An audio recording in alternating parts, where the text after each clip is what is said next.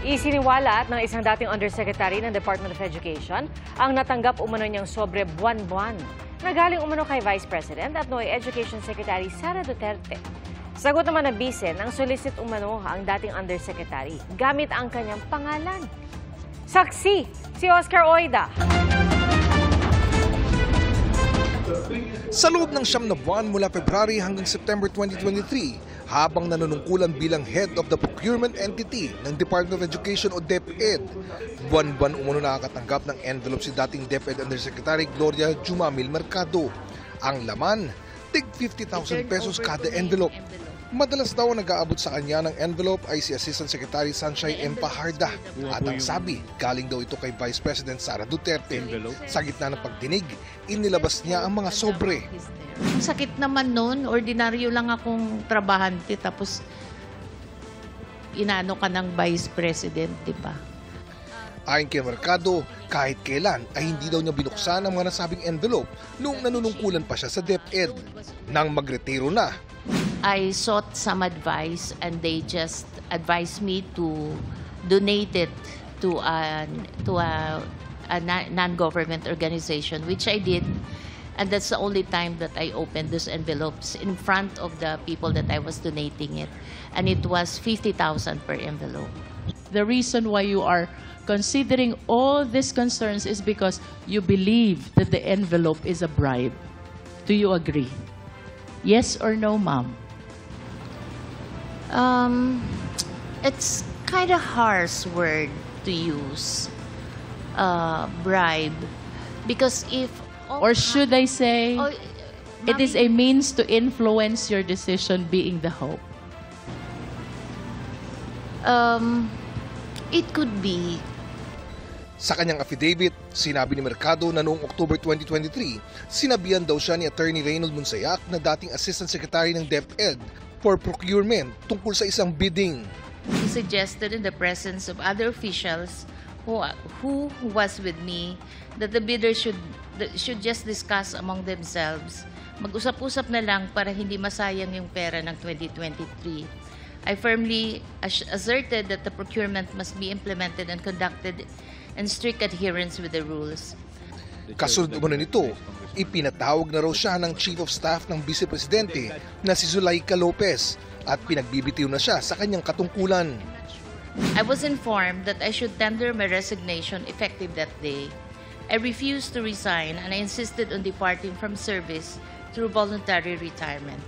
The timing of my meeting with Ms. Zulaika struck me as more than coincidental. It gave me the impression that my candid responses was the real reason behind the push to relieve me of my office. Sasang-ayon po ba kayo if I would say na yung pagtanggi nyo kay Attorney Reynold Monsayac na pag-usapan na lang yung 2022 Continuing Fund ang dahilan kung bakit kayo pinagre-resign ni Attorney Zulueta? That's very speculative, ma'am. From your point of view, ma'am, it can be right, it can be wrong, but from your point of view, it could be. Pinabulaan na naman ni Attorney Monsayac ang pahayag ni Mercado. Wala akong dahilan o interes o inklinasyon na magbigay ng isang illegal na order sa isang publikong lugar na may mga tao na hindi ko man lang kilala. Sabi ko, ano ang plano nyo dyan?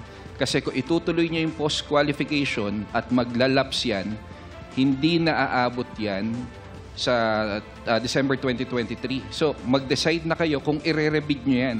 Kasi kung ire-rebid nyo yan, hindi masasayang yung pondo, mayu-utilize pa yan bago mag-end yung 2023. Sa isang press conference kanina, sinabi ni VP Sara Duterte na kaya daw pinagbitiw si Mercado ay dahil sa issue ng trust and confidence. Nag-solicit siya ng 16 million pesos sa isang kumpanya on paper using my name without any authorization. Inilabas ng OVP ang isang liham na pirmado ni Mercado kung saan ay binanggit ang pangalan ni Vice President Sara Duterte. Kalakip nito ang breakdown ng mga kagamitan at total cost na nagkakahalaga ng 16 million pesos. Bagay naman na sinagot ni Mercado sa hearing. So we made a presentation to almost all the corporations. And then some of the corporations appreciated that it's a very important program So some of them committed. I explained properly. I did not solicit. There's no money involved there. These are equipments. Walang cash po doon. Equipment siya na ito-turn over sa DepEd. So I feel very sad that up until now, the BP has not been appraised as I explained it to her people. Sa kanyang opening statement naman, sinabi ni Congressman Joel Chua na may mga naririnig siyang akusasyon at insinuations sa kanilang komite na ito raw ay isang political exercise o atake sa isang individual.